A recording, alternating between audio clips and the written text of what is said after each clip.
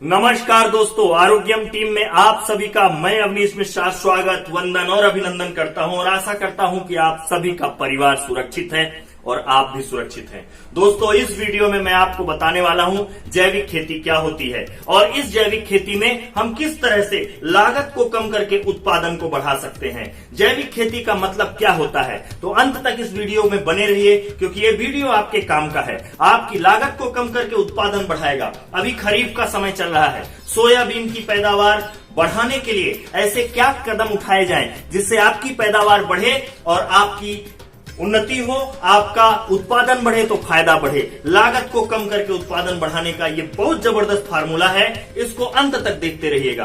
ये वीडियो जरूर देखिएगा, चैनल सब्सक्राइब करिए और बेल आइकॉन जरूर दबाइए क्योंकि ये बेल आइकॉन दबा के ही आप हमारे वीडियो को सबसे पहले पा सकते हैं। तो भूलिएगा मत, ये वीडियो तक बने रहिएगा। अभी शुरू होने वाला है वीडियो।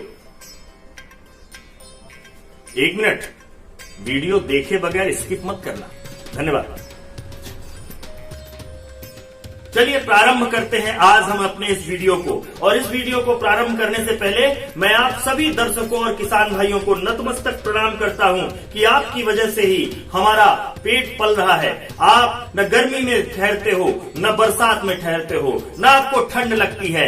आप हम लोगों के लिए अन्न पैदा करते हो। अन्नम वै ब्रह्मम, अन्न ही ब्रह्मा है। तो आप ब्रह्मा को जन्म देने वाले हो, आप दाता हो, आप किसान हो। आपको नतमस्तक प्रणाम करता हूं। आपकी सुध बुध के लिए मैंने 2008 से लगातार किसानों के उत्थान के लिए काम कर रहा हूं और आज इस नेट सर्फ में भी ज्वाइन हुआ हूं। तो केवल इसलिए ज्वाइन हुआ हूं क्योंकि नेट सर्फ में एग्रीकल्चर है और आप किसानों के हित के लिए नेट सर्फ काम कर रहा है। जैसा खाएंगे अन्न वैसा होगा मन। विदेशी खाद, विदेशी बीज और विदेशी तरीके से जो अनाज पैदा होगा उससे संस्कार विदेशी होते जा रहे हैं। आज कपड़े छोटे होते जा रहे हैं, कब उतर जाएं कोई भरोसा नहीं है। इसलिए आपको भारत की शान बनना है क्योंकि जब 1857 की क्रांति के पहले सारे राजाओं को जीत लिया गया था, केवल आप ही बचे थे और आप लोगों के ने ही भारत को वापस आजादी दिलाई है। जब विक्टोरिया महारानी हिल गई, जब अंग्रेजी शासन हिल गया कि यार राजाओं को सबको जीत लिया गया, अभी ये कौन से लोग हैं जो हम पे इतना ज्यादा विद्रोह कर रहे हैं, ये कौन से लोग हैं। तब इन्होंने वहां से अपने दूत भेजे और ये दूत जाके गांव में सोशल इंजीनियरिंग की तहत ये पता लगाने लगे कि भारत की आत्मा कहाँ बसती है, भारत में ताकत कहाँ से आती है। तब पता चला कि यहाँ के लोगों की 5 माताएं हैं। पहली माँ धरती माँ जो इनको अनाज देती है, इतना अनाज देती है कि ये खुद भी खाते हैं और पूरे विश्व को खिलाते हैं। दूसरी इनकी गौ माँ जो इनको दूध देती है और गोबर देती है। ये सारा गोबर खेत में डालते हैं और जब खेत में गोबर पड़ता है तो अनाज ही अनाज होता है। ये 2 माताओं के बाद तीसरी इनकी जननी है, जन्म देने वाली जननी माता है। ये जननी जन्म माता ये उनको आशीर्वाद देती है हर मुसीबत से लड़ने के लिए। और 5 माँ इनकी भारत माँ है जिसके लिए जान न्यौछावर कर देते हैं। और 5वीं माँ तुलसी माँ है जो इनके द्वार में खड़ी रहती है। आज तुलसी और गिलोय ही कोरोना से बचा रहा है। तो ये 5 माताएं जिनके पास हैं, उनका कोई बाल भी बांका नहीं कर सकता है। इनको जीतने के लिए क्या करना पड़ेगा, तब इन्होंने प्लानिंग बनाया। आप इतिहास उठा के देखिए, कलकत्ता में, अकेले कलकत्ता में एक कटसाल बनाया गया जहां 37,000 गायें रोज कटने लगी। जब उधर गाय कटने लगी, माँ का तिरस्कार होगा तो बच्चा कभी फलेगा फूलेगा नहीं। यहाँ किसान के घर में कुछ ऐसी गाय हुआ करती थी जो दूध कम देती थी। अगर वो दूध देना बंद कर देती, किसान को पालने में दिक्कत होती, वो किसान को अच्छा दाम मिल जाता, ये वो गाय को बेच देता। अरे मेरे दोस्त, वहीं से हमारी तबीयत खराब होने लगी। किसान की दुर्गति, किसान को उस गौ माँ का श्राप मिला। जैसे जैसे पशु धीरे धीरे कटने लगे, हमारे यहाँ पशुओं की संख्या कम हुई। जब पशुओं की संख्या कम हुई तो गोबर की मात्रा कम हुई और अगर गोबर की मात्रा खेतों में कम हुई तो ये इफको और बहुत सारी विदेशी कंपनियां आके यहाँ यूरिया डीएपी का फैक्ट्री लगा डाले। यूरिया डीएपी आ गई खेत में तो पैरासीटामोल आ गया, वरना चिरचिरी की जड़ चबा के बुखार में उतर जाता था। आज पैरासीटामोल और बहुत सारी दवाइयां आपके शरीर में काम ही नहीं कर रही हैं। आपका इम्यून सिस्टम खत्म हो गया है, लेकिन उसके बावजूद भी गांव में अभी भी आत्मा बसी हुई है और उसी आत्मा की वजह से हमारी मृत्यु दर अभी भी इस कोरोना में कम है। लेकिन क्या करें, कैसे करें, हम जैविक खेती किसे कहते हैं, ये हमें जानकारी नहीं है। बहुत सारी विदेशी कंपनियों ने जैविक खेती की परिभाषा ऐसी बदल दी कि आप जैविक खेती करो, आपका उत्पादन कम हो जाएगा, आप जैविक खेती करोगे तो आपको झंझट लगेगा। ये दोस्त, मैं आज आपको बताने वाला हूँ, जैविक खेती में सबसे कम की लागत में आप यूरिया DAP को भगा सकते हो अपने साथ। तो तैयार रहिए, मैं आपको आगे बताने वाला हूँ।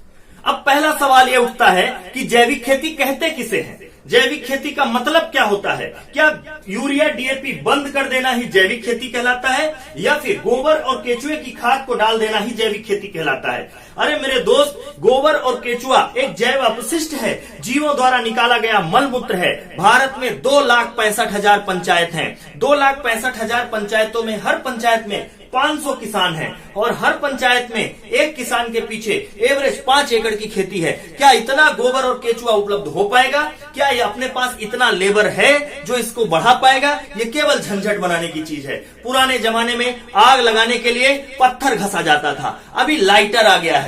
अब जैविक खेती एडवांस टेक्नोलॉजी का हो गया है। तो मैं आपको बताने वाला हूं एक ऐसा प्रोडक्ट जो आपके जमीन को कड़क होने से बचाएगा। क्यों? क्योंकि यूरिया में 46% नाइट्रोजन होता है, बाकी का जो 54% होता है वो पेट्रोलियम पॉलीमर प्रोडक्ट होता है, जो जमीन को हार्ड करते जा रहा है। जमीन हवा नहीं ले पा रही है, उसको मुंह बंद हो गया है, उसको भी कोरोना हो गया है, ये इन्फेक्शन ऐसा हो गया है कि वह सांस नहीं ले पा रही है। जब ऑक्सीजन की सप्लाई पौधे जमीन में नहीं होती तो जमीन में ऊपर की परत कठोर होती जा रही है।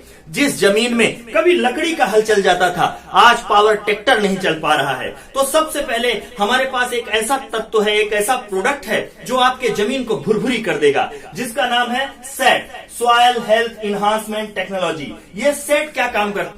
Set, soil health enhancement technology, ये इजराइल की एक नैनो टेक्नोलॉजी है। और इस प्रोडक्ट के अंतर्गत आपको मैं बताऊं कि इसमें 1 ml में 1×10⁻12 CFU जीवाणु हैं, जो जीवाणु जमीन में जाके फर्मेंटेट करते हैं और बैक्टीरिया डेवलप कर देते हैं। देखिए मेरे दोस्त, जैसे जैसे जमीन में जीवाणु बढ़ना चालू हो जाएंगे, वैसे वैसे जमीन भुरभुरी चालू हो जाएगी।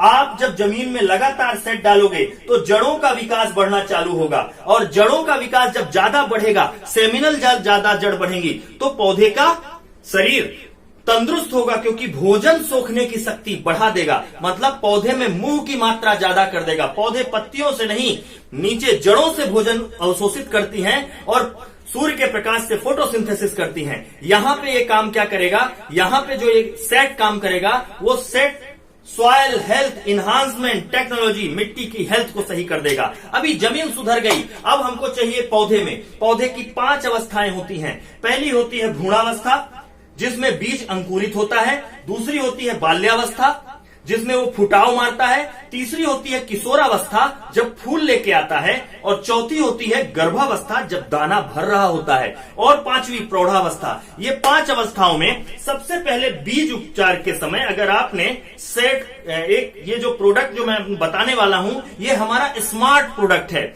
मतलब नेटसर्फ का एक स्मार्ट खाद।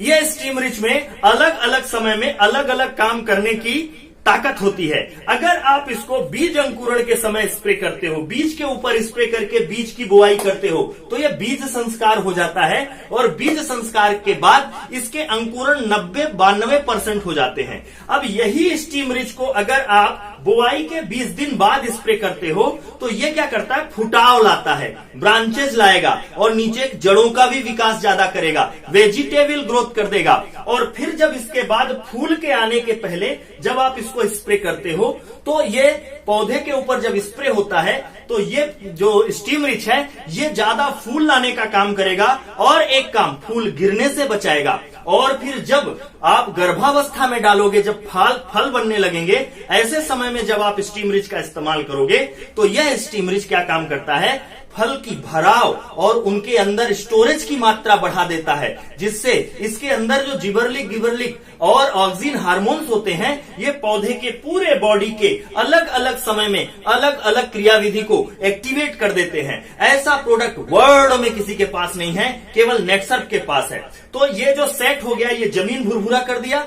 स्टीम रिच हो गया, ये पौधे के हार्मोनल बैलेंस को सही कर दिया। अभी जादुई प्रोडक्ट बायो 99 है। ये बायो 99 क्या काम करता करता है? ये बायो 99 पौधे में जो रंध्र छिद्र होते हैं जहां से भोजन का अवशोषण होता है, वहां से स्टीम रिच और सेट को पौधे के शरीर में लेके जाने की काम करता है। और सबसे प्लस पॉइंट, ये पानी का पृष्ठीय तनाव तोड़ देता है। ये पत्तियों के ऊपर स्प्रे करने के बाद ये इसको फैलाने का और चिपकाने का भी काम करता है। ये मिक्सर की तरह काम करता है। अभी हमको इसकी लागत कितनी लगती है? जो सेट है वो सॉइल हेल्थ इन्हांसमेंट टेक्नोलॉजी, ये अगर आप स्प्रे करते हो, अगर मैं सोयाबीन की बात करता हूं, स्प्रे करते समय आपको एक 15 लीटर के पंप में 15 ml डालना है।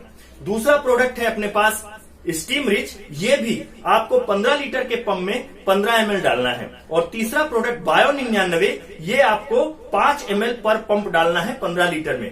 मतलब 1 लीटर पर ml स्टीम रिच और सेट, 3 लीटर पर ml बायो 99। ये तीनों प्रोडक्टों को आप एक साथ टंकी में डाल के स्प्रे कर सकते हो। सावधानी क्या बरतनी है?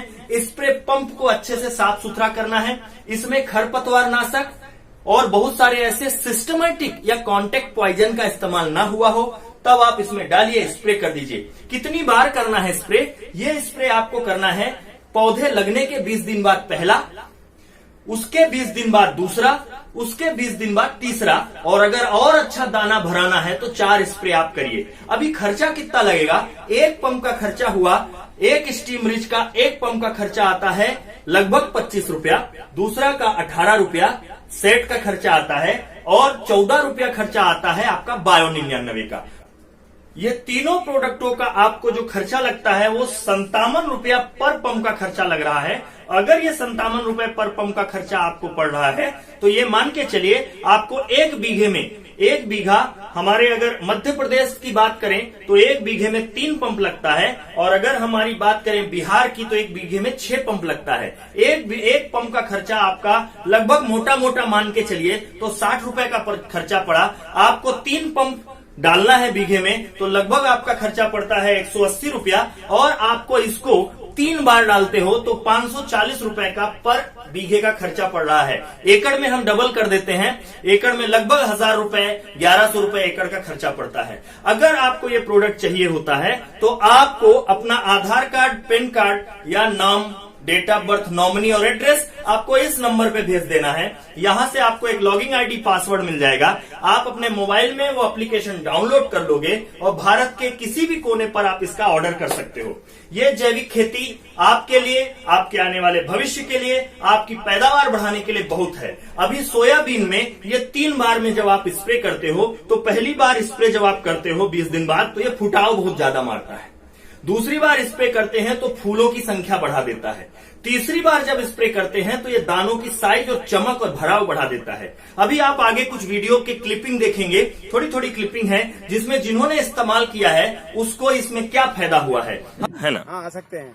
पहली बार सर देखा है मैंने तो उत्पादन बहुत अच्छा आया। हाँ। और हर साल बहुत कम उत्पादन आता, 40-45 कुंटल सोयाबीन होते थे टोटल, जो 60 से ऊपर गए हैं अभी। हाँ हाँ हाँ, 60 से ऊपर है हमारे पास ही। बिल्कुल बिल्कुल। 2 बीघे को और निकालना है, अभी 2 बीघे का और निकालना है। मतलब ये अभी उस जहाँ डाला ये 12-13 कुंटल और आएंगे अभी इसमें। अच्छा अच्छा, मतलब टोटल 70-78 कुंटल हाँ, आराम से हो जाएगा। 6-6.5 का एवरेज बिल्कुल आ जाएगा। आसपास 80 कुंटल के आसपास आएगा सर। हार्वेस्टर उधर से निकाल के लाया तो वहाँ से वहाँ तक थोड़ी सी आई, उसके अंदर आधा से पौन कुंटल सोयाबीन हुआ, उसके अंदर एक न्यू करके वो आया। सिर्फ उधर से फायदा हुआ है। हम सोयाबीन में भी इसका इस्तेमाल कर सकते हैं और धान में भी इसका इस्तेमाल कर सकते हैं। तो इस तरह से आपको मैंने बहुत कम समय में ये सारी जानकारी दी है। ज्यादा से ज्यादा इसको शेयर करिए, लाइक करिए और इनको भेजिए, क्योंकि जैविक खेती 1 साल में होने वाली नहीं है। अभी सवाल उठता है, आखिरी सवाल, कि अगर आप स्टीम रिच, बायो 95 और सेट का इस्तेमाल करेंगे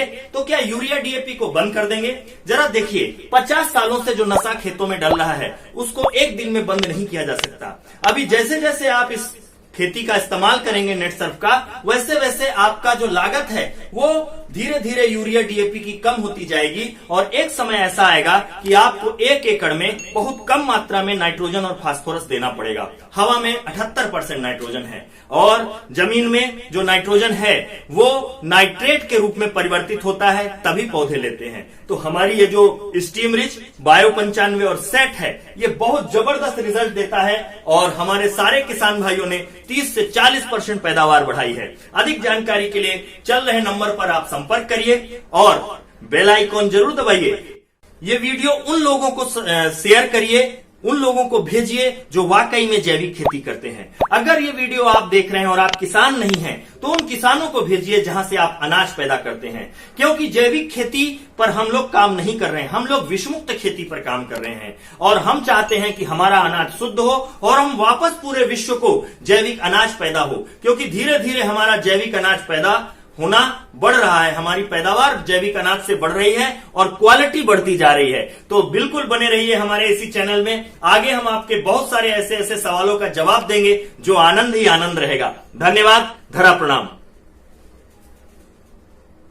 अरे वीडियो खत्म हो गया, शेयर करो, लाइक करो और भेजो।